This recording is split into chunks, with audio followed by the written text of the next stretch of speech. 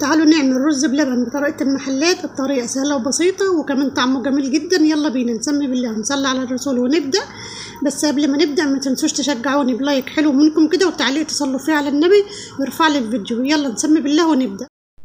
هسمي بالله وهبدأ. معايا نص كوباية من الرز المصري، غسلتها كويس أوي ونقعتها لمدة 5 دقايق وبعد كده صفيتها. هنزل بيها في الحلة بتاعتي وهضيف عليها كوبايتين من المية وهرفعهم على النار. بعد كده هرفعه على النار وهسيبه لحد ما يتسلق قوي ويشرب المية بتاعته كلها. وادي الرز بعد ما اتسلق وشرب المية بتاعته كلها. شايفين شكله عامل ازاي؟ الرز لازم يكون مسلوق قوي كده عشان يبقى طري في اللبن ويبقى طالع كريمي وطعمه جميل. بعد كده هنزل عليه بكيلو من اللبن، بس الكيلو انا خدت منه كوباية ركنتها على جنب.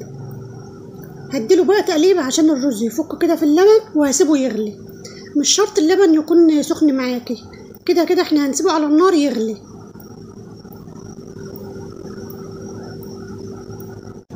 هضيف مج من السكر وهديله تقليبه ادوبه كويس في اللبن عشان ما يكتلش في قعر الحله من تحت والرز يشيط. بعد ما قلبته ودقته لقيته محتاج سكر كمان، ضفتله معلقتين 2 من السكر. والسكر هنا حسب الرغبه، حسب التحليه اللي انت بتحبيها، عايزه تزودي عايزه تقللي براحتك.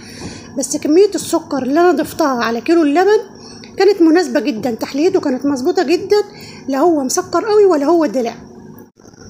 وادي كوبايه اللبن اللي انا ركنتها على جنب اللي قلت لكم عليها.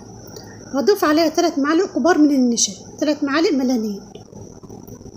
وهضيف كمان معلقه كبيره من اللبن البودره، واللبن البودره هنا على فكره اختياري، تقدر تستغني عنه لو ما عندكيش.